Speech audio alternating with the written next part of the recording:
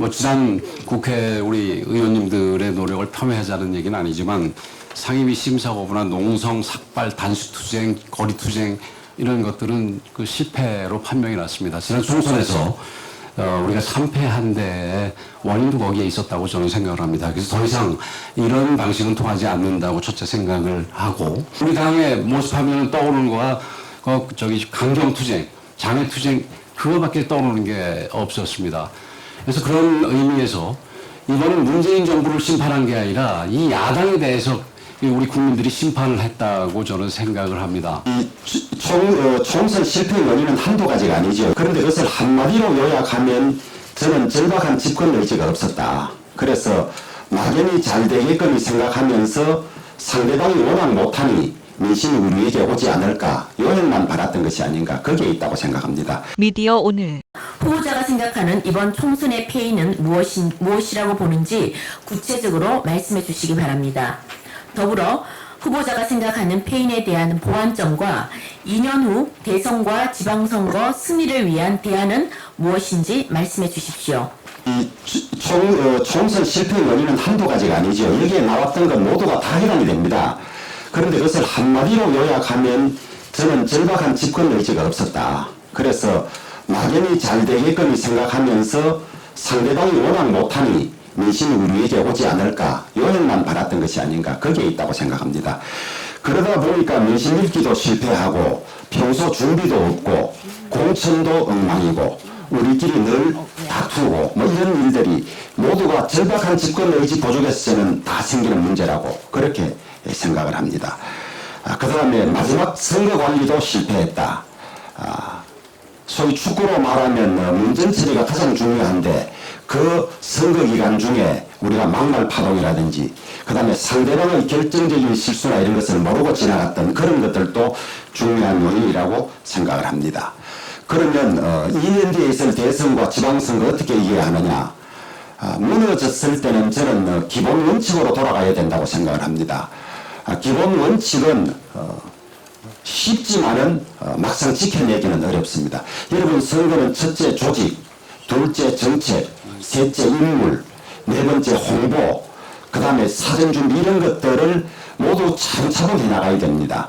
정책이란 것을 그냥 말하면 정책이지만 여기에는 민심 읽기가 들어가야 되고 지역별, 연령별, 세대별 많은 정책들이 나와야 하기 때문에 저는 2년 이후의 선거 대책은 우리가 지금부터 요행을 바라지 말고 선거에 필요한 모든 요소들을 차례차례 준비해가는 길밖에 없다.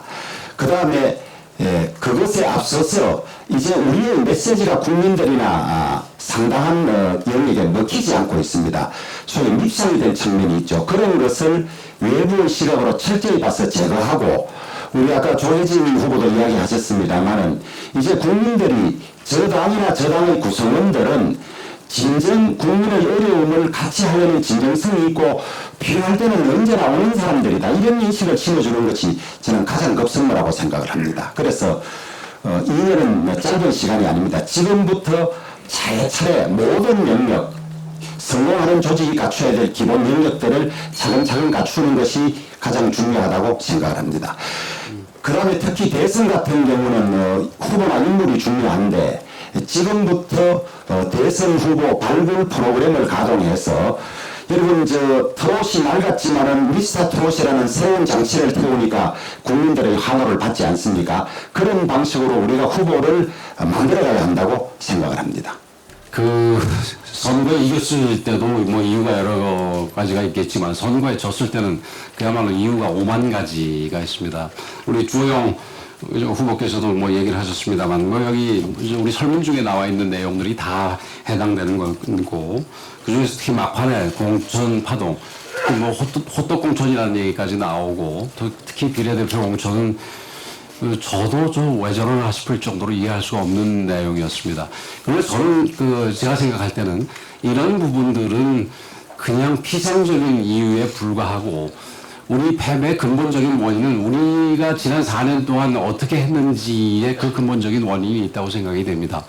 그 지난 4년 동안에 우리 당은 기본적으로 앞서 후보께서는 집권 의지를 얘기하셨는데 집권 의지의 문제가 아니라 국민의 눈높이에 전혀 맞추지 못했던 부분이 우리 당이 전혀 국민의 눈높이를 외면했던 부분이 기본적인 원인이라고 생각을 합니다. 우리가 보면은 지난 4년 동안에 우리 당이 우리 민생과 관련해서 소위 시그니처 정책이라고 할 만한 거가 하나도 없었습니다. 그리고 우리 당의 모습하면 떠오르는 거가 강경투쟁, 장애투쟁 그거밖에 떠오르는 게 없었습니다. 그래서 그런 의미에서 이번은 문재인 정부를 심판한 게 아니라 이 야당에 대해서 우리 국민들이 심판을 했다고 저는 생각을 합니다. 그래서 대안이라는 거는 제 문제의식에서 보면은 자명합니다. 우리 당이 바뀌어야 됩니다. 우리 당이 지금 우리 앞으로 21대 국회에서는 국민들이 진정으로 필요한 분야에서 국민들이 진정으로 필요한 내용의 정책을 제시하고 또 국민들이 요구하는 방법으로 대여 투쟁, 투쟁이란 말이 이상합니다만 대여 관계를 만들어가는 겁니다. 이 아스팔트로 나가는 거는 일반 국민들 입장에서야 다른 방법이 없으니까 본인의 어떤 불만 내지는 본인의 의사를 표시하기 위해서 아스팔트로 나가겠지만 우리 국회에서 협상이라는 게 있습니다. 근데 협상을 통해서 우리가 대여를 관여를 여당을 관여를 해야 될 텐데 그럼 지금 180석 대 84석 혹은 103석 가지고 도대체 어떻게 하겠냐? 그럼 달리 방법이 없고 국민의 지지를 등에 업는 것밖에 없습니다. 그리고 국민의 지지를 등에 업는 방법은 바로 개혁입니다. 이런 점에서 우리 당이 비록 개혁은 원내대표뿐만이 아니라 당대표가 주로 해야 될 부분이지만 원내 부분에서 정책적으로 또 대여 관계에서의 확실한 개혁을 통해서 지지를 끌어내고 그 지지를 바탕으로 힘을 얻어서 여당이 함부로 하지 못하는 그런 야당을 만들어낸다면 다음번 선거에서는 그게 도지사 보궐선거가 됐건 대선이 됐건 우리 당에게 국민들이 다시 한번 지지를 줄 것으로 저는 확신합니다. 지난 국회 우리 의원님들의 노력을 폄훼하자는 얘기는 아니지만 상임위 심사거부나 농성, 삭발, 단수투쟁, 거리투쟁 이런 것들은 실패로 판명이 났습니다. 지난 총선에서 우리가 참패한 데에 원인도 거기에 있었다고 저는 생각을 합니다. 그래서 더 이상 이런 방식은 통하지 않는다고 첫째 생각을 하고 두 번째로는 지금 상황이 180석 대 84석 혹은 103석 상황이니까 또 과거의 협상 경험이나 협상 기술이 전혀 도움이 되지 않는 상황입니다. 그래서 만약에 저희들이 당선이 된다면은 협상 기술이 혹시라도 필요하면 제가 주호영 의원님께 상의해서 좀 배우도록 하겠습니다. 그러나 이게 협상 기술을 가지고 될 일은 아니고 기본적으로 우리의 제안이나 우리의 입장이 국민들의 지지를 등에 업고 있어야 됩니다. 여러분 기억해 보시면은 과거 지금 여당이 야당 시절 한 120석밖에 안 됐을 때 무슨 국정조사 사고 특검이고 다 관철을 시켰습니다. 근데 우리가 숫자가 많음에도 불구하고 그렇게 받을 수밖에 없었던 건 그 사람들의 주장이 뒤에 국민의 여론의 뒷받침을 받고 있었기 때문에 그랬던 겁니다.